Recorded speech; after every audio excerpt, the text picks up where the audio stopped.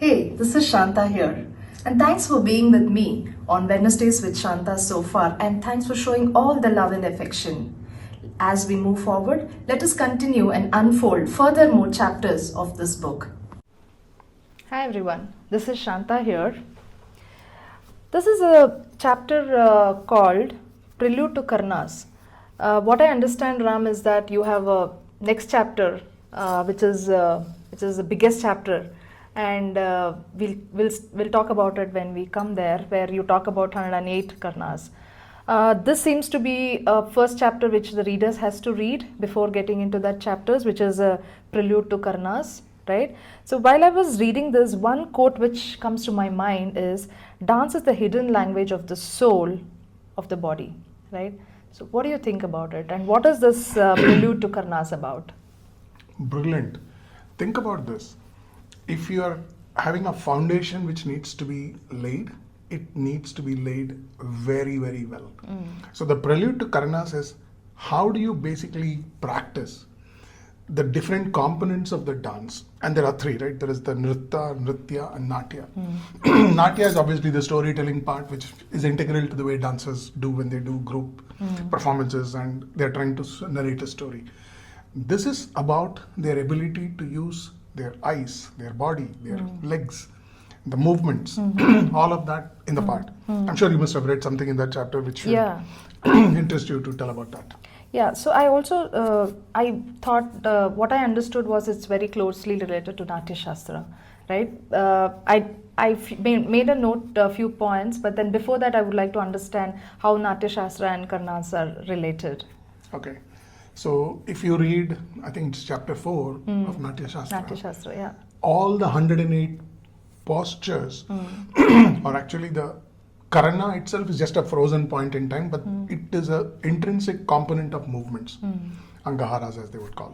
And the way this piece is crystallized is to say, for each Karana, there is a shloka which has been composed and written to the 108 which basically talk about it. That's the closest reference in the Natya Shastra.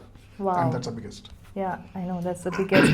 I also made few notes on what Natya emphasizes on, 4 points. One is Abhinaya, which includes Angika, which is body movements, Vachika, which is a vocal expression, Aharya, which talks about costume and makeup, and Satvika, which is more about inner emotional states.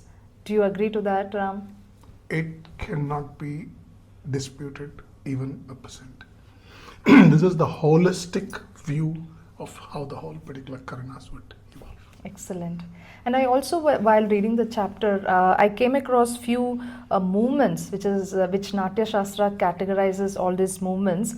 It's so beautifully categorized into Chari, which is like more on one-leg movements, and Karna, what we are talking about, is more on two-leg movements, and Kanda, which is on the 3 Karnas, and Mandala, which is like 3 to 4 Kandas or 4 or 5 Angaharas, and Angahara itself, which is like combination of 4 to 9 Karnas. It's so beautiful, like each composition, like a chain, right? Yeah, has a name, and all these movements are, as you mentioned, it's like a chain of movements. It's amazing, and thanks for capturing it so beautifully in this book. I also came about something rasa, which is a concept in the Bharatanatyam. Could you speak more on rasa? Rasa is basically, if I evoke a bhava, how do I connect with the audience who feel connected? That's the rasa that they take. And this is one of the, like the initial chapter, what we spoke about, Bharat, Ra is about rasa, right? That's amazing. And can you elaborate little more on this 108 Karanas, or do we have to wait for the next chapter? No, the 108 Karanas are primarily the way in which it has been epitomized for understanding that these are the essence of the Natya Shastra. 108 Karanas, can you imagine? There is one which is called the Urdhva Tandava Asana, where symbolically it was supposed to be Shiva and Shakti decided to have a dance competition. And while dancing, Shakti, the lasya part of it, was better. While Shiva, one of his earrings, those days ornaments for kings as well and the gods as well, it fell to the ground, but he didn't want to stop the dance.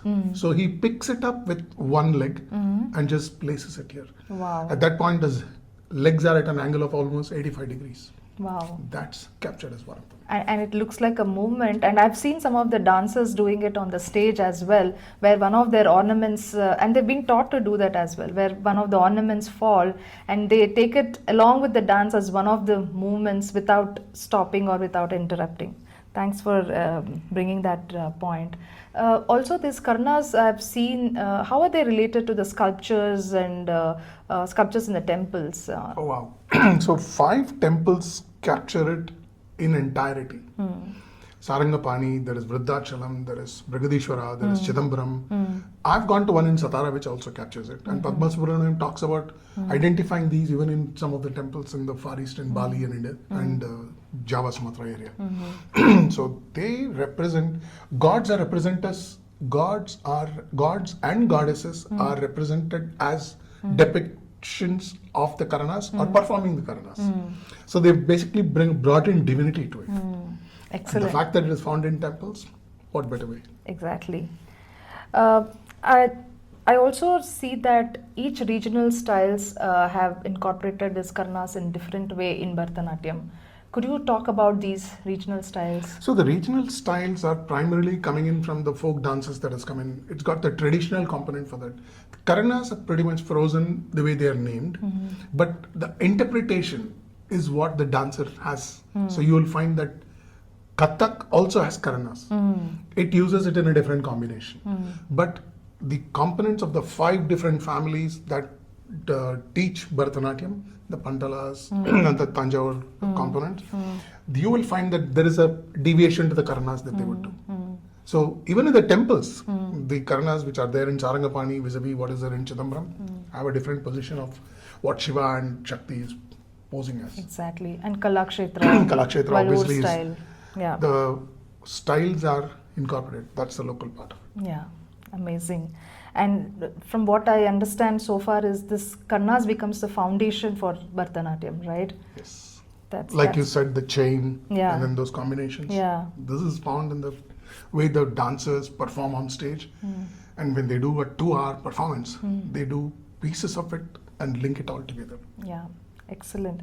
And I'm amazed to see how deeply rooted these movements are in with our culture and spirituality.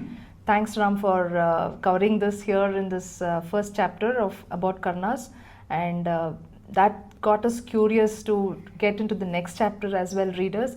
Please, after going through this chapter, do read the biggest chapter, which is on Karanas after this chapter. Thank you so much, Ram. Thank you so much.